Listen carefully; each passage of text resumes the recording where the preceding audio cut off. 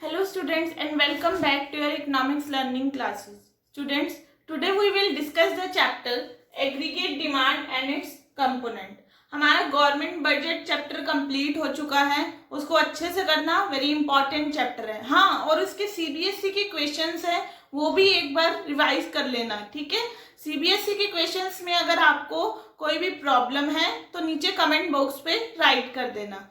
आज का जो हमारा चैप्टर रहेगा वो हमारा रहेगा एग्रीगेट डिमांड क्या होती है और उसके कौन कौन से कंपोनेंट्स होते हैं. देखो, एग्रीगेट डिमांड हमारी क्या होती है. एग्रीगेट डिमांड का मतलब क्या होता है, demand of all goods and services in an economy produce in an economy during an accounting year. ठीक है, जो भी हमारी इकोनॉमी में गुड्स एंड सर्विसेज प्रोड्यूस हो रहे हैं एक साल के अंदर अंदर, उनकी जो टोटल डिमांड होगी उसको हम क्या बोलेंगे, एग्रीगेट डिमांड. अब यही हमारा मीनिंग सफिशिएंट नहीं है, आगे फर्दर मीनिंग भी है इसका. देखो, it is a sum total of expenditure that people plan to incur on purchase of goods and services produced in an economy during an accounting year. ठीक है, देखो इसका मतलब क्या होता है, जो टोटल खर्चा, सम टोटल ऑफ एक्सपेंडिचर, जो टोटल खर्चा जो पीपल क्या कर रहे हैं, प्लान कर रहे हैं, गुड्स एंड सर्विसेज जो भी हमारी इकोनॉमी में प्रोड्यूस हो रही है उसको, उस पे खर्चा क्या कर रहे हैं, वो प्लान कर रहे हैं, तो उसको हम क्या बोलेंगे, एग्रीगेट डिमांड. देखो, एक्चुअल एक्सपेंडिचर नहीं लेकर चलेंगे, जितना एक्चुअल में खर्चा हुआ है वो हम नहीं देखेंगे. जो पीपल क्या कर रहे हैं, प्लान कर रहे हैं खर्चा करने के लिए, जो भी हमारी इकोनॉमी में गुड्स एंड सर्विसेज प्रोड्यूस हो रहे हैं, पीपल प्लान कर रहे हैं, तो उसको हम क्या बोलेंगे, aggregate demand, plan to incur. Next आता है हमारा components of aggregate demand. Aggregate demand के कौन कौन से कंपोनेंट्स होते हैं. देखो, एग्रीगेट डिमांड के हमारे मेनली टू कंपोनेंट्स होते हैं. देखो, aggregate demand in closed economy and aggregate demand in open economy. Aggregate demand in closed economy means जिसका कोई रिलेशन नहीं होता दूसरी कंट्री के साथ.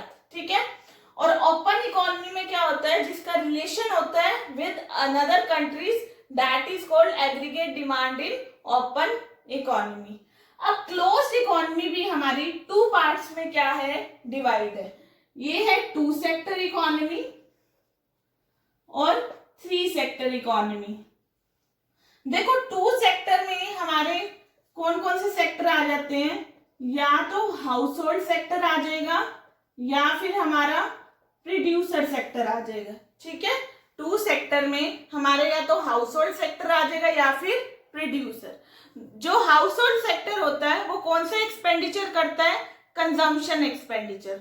और जो प्रोड्यूसर सेक्टर होता है वो कौन सा एक्सपेंडिचर करता है, इन्वेस्टमेंट एक्सपेंडिचर. तो टू सेक्टर इकोनॉमी में हमारी जो एग्रीगेट डिमांड है वो किसके इक्वल होगी, सी प्लस आई, आइदर कंजम्पशन एक्सपेंडिचर और आइदर इन्वेस्टमेंट एक्सपेंडिचर. क्योंकि हम हाउस होल्ड और प्रोड्यूसर को लेकर चल रहे हैं. हाउस होल्ड कौन सा कर रहा है, कंजम्पशन, और प्रोड्यूसर कौन सा कर रहा है, इन्वेस्टमेंट. नेक्स्ट आती है हमारी, ये तो थी two sector economy. Closed economy में ही हमारा सेकंड पार्ट है थ्री सेक्टर इकोनॉमी. देखो, थ्री सेक्टर इकोनॉमी में हमारी गवर्नमेंट भी क्या हो जाती है, इंक्लूड हो जाती है. यानी कि हाउस होल्ड सेक्टर और प्रोड्यूसर सेक्टर के साथ साथ हम गवर्नमेंट सेक्टर को भी क्या कर लेते हैं, इंक्लूड कर लेते हैं.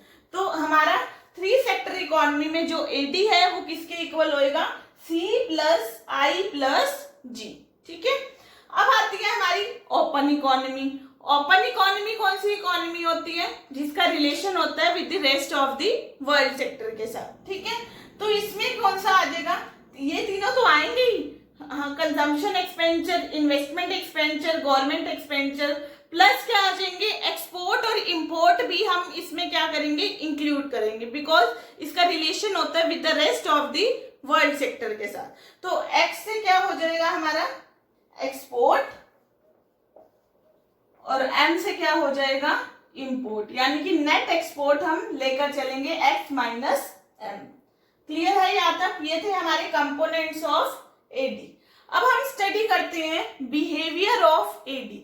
एडी का क्या बिहेवियर होता है, यानी कि एग्रीगेट डिमांड को हम स्टडी करेंगे, उसके इनकम से हम रिलेट करेंगे, हम अपनी इनकम से एग्रीगेट डिमांड को स्टडी करेंगे। ठीक है, हम इसमें 2 सेक्टर मॉडल ही लेकर चलेंगे, आइदर कंजम्पशन एक्सपेंडिचर और आइदर इन्वेस्टमेंट एक्सपेंडिचर, या तो वो हाउस होल्ड सेक्टर है या फिर प्रोड्यूसर।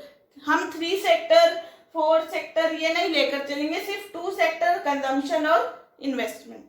देखो हम इनको स्टडी करेंगे इनकम के साथ। देखो आपकी इनकम 0 है, आपकी इनकम क्या है 0 है, आप कुछ भी नहीं कमा रहे, तो एग्रीगेट डिमांड कितनी है 30 है। ठीक है, अब देखो आप कुछ भी नहीं कमा रहे, फिर भी आप क्या कर रहे हो, खर्चा कर रहे हो। क्यों कर रहे हो, for the consumption expenditure, for your survival. देखो अभी लॉकडाउन है, अभी हमारी सारी शॉप्स बंद है, कुछ कोई अर्निंग नहीं कर रहा, सब घर बैठे हैं, कुछ नहीं कमा रहे वो, फिर भी वो क्या कर रहे हैं, कुछ ना कुछ खर्चा तो कर रहे हैं अपने सर्वाइवल के लिए, खाने पीने के लिए कुछ ना कुछ एक्सपेंडिचर तो कर रहे हैं, तो वो हमारी क्या हो जाएगी एग्रीगेट डिमांड। ठीक है, कुछ ना कुछ हम खर्चा करेंगे, भले ही चाहे हमारी इनकम क्या हो 0, फॉर आवर सर्वाइवल हमें कुछ ना कुछ खर्चा करना पड़ेगा। अब देखो हमारी क्या है, इनकम 0 से कितनी हो गई 20 से बढ़ गई इनकम अब हमारी, तो एग्रीगेट डिमांड भी हमने खर्चा क्या कर दिया, बढ़ा दिया, 30 से कितना कर दिया 35। देखो फिर इनकम 20 से कितनी हो गई 40 हो गई, फिर खर्चा हमारा 5 से क्या हो गया 5 यूनिट से और बढ़ गया, 35 से कितना हो गया 40 हो गया। यहाँ देखो आपकी इनकम 0 है तो एडी कितनी है 30, इनकम 20 है तो एडी कितनी है 35, यानी कि एग्रीगेट डिमांड ज्यादा है आपकी इनकम से। और यहाँ पर क्या है, जितनी एग्रीगेट डिमांड है उतनी ही क्या है आपकी इनकम है।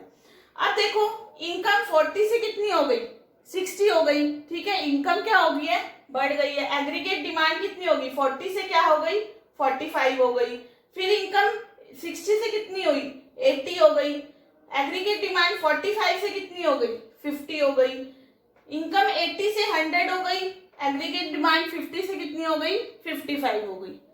अब यहाँ देखो आपकी क्या है, इनकम तो क्या है ज्यादा है एग्रीगेट डिमांड से, इनकम 60 है तो एडी 45 है, ये 80 है तो ये 50 है, ये 100 है तो ये कितनी है 55। यानी कि देखो पहले हमारी एग्रीगेट डिमांड क्या थी, कम थी इनकम से, सॉरी ज्यादा थी इनकम से, तो ऑब्वियस ही बात है अब आप नहीं अर्न कर रहे तो आपकी जो पिछली सेविंग है आप उसका क्या कर रहे हो यूज कर रहे हो, अपने पास सेविंग का यूज कर रहे हो। जब भी हमारा एडी क्या होएगा ग्रेटर देन वाई होगा तब हमारी जो सेविंग होगी वो किसमें होगी नेगेटिव में जाएगी। ठीक है, नेक्स्ट अगर हमारा एडी और वाई क्या है इक्वल है, जितना कमा रहे हो उतना ही आप क्या कर रहे हो खर्च कर रहे हो, तो सेविंग तो कुछ हुई ना, तो सेविंग हमारी यहाँ पर क्या हो जाएगी 0। अगर इनकम क्या हो जाती है ज्यादा हो जाती है एग्रीगेट डिमांड से, आप खर्चा भी कर रहे हो लेकिन कुछ ना कुछ आप क्या कर रहे हो सेविंग भी कर रहे हो, तो यहाँ पर सेविंग क्या हो जाएगी पॉजिटिव। ये आपको टॉपिक हो गया होगा क्लियर। नेक्स्ट हम करते हैं इसका डायग्राम। अब हम एग्रीगेट डिमांड का डायग्राम स्टडी करके चलते हैं। देखो कैसे बनाते हैं हम इसका डायग्राम, यहाँ लेते हैं OX एक्सिस और यहाँ पर आएगा OY एक्सिस, यहाँ पर आएगा हमारा इनकम और यहाँ पर आएगा हमारा एग्रीगेट डिमांड। जो इनकम की लाइन होती है वो हम इस तरह बनाते हैं, 45 डिग्री का एंगल बनता है हमारा, इस तरह क्या बनेगी हमारी इनकम। ठीक है, और as you all know that अभी मैंने बताया आपको कि भी जो एग्रीगेट डिमांड है वो कभी भी 0 से स्टार्ट हमारी नहीं होगी, इनकम भले ही यहाँ से 0 से स्टार्ट है लेकिन एग्रीगेट डिमांड नहीं होगी। क्यों नहीं होगी, क्योंकि हम इकोनॉमी में कुछ ना कुछ कंजम्पशन एक्सपेंडिचर तो करेंगे ही करेंगे फॉर आवर सर्वाइवल। तो ये मैंने क्या बना दिया एग्रीगेट डिमांड, ये हमारी क्या हो गई एडी। एट पॉइंट ई पे क्या करिए ये इंटरसेक्ट करिए, यहाँ पर एडी और वाई क्या है इक्वल है, और इस पॉइंट पे देखो, इस पॉइंट पे देखो ये एग्रीगेट डिमांड है और ये क्या है इनकम है, यानी कि हमारी एग्रीगेट डिमांड यहाँ पर ज्यादा है इनकम से। और above the E point, after the E point देखिए हम हमारी इनकम है वो क्या है ज्यादा है एग्रीगेट डिमांड से। तो ये था हमारा आज का टॉपिक एग्रीगेट डिमांड क्या होता है, उसके कंपोनेंट क्या होते हैं, और उसको हम किस तरह से उसके शेड्यूल को बनाते हैं और किस तरह से उसके डायग्राम को बनाते हैं। ठीक है, अगर आपका क्वेश्चन आ जाता है explain the behaviour of the aggregate demand, तो फर्स्ट ऑफ ऑल आपने मीनिंग लिखना है, फिर देन उसके बाद शेड्यूल, देन डायग्राम, और डायग्राम की आपने थोड़ी बहुत एक्सप्लेनेशन भी लिखनी है, like why income is shown on OX axis, aggregate demand is shown on OY axis. We make this curve, income is like 45-degree angle. Before E point, aggregate demand is greater than income. At point E, AD equal to Y, and after point E, income is greater than aggregate demand. So I hope आपको ये topic अच्छे से clear हो गया होगा। आपको अगर किसी भी प्रॉब्लम में टॉपिक है तो आप नीचे कमेंट बॉक्स पे राइट कर देना। Okay, thank you everyone.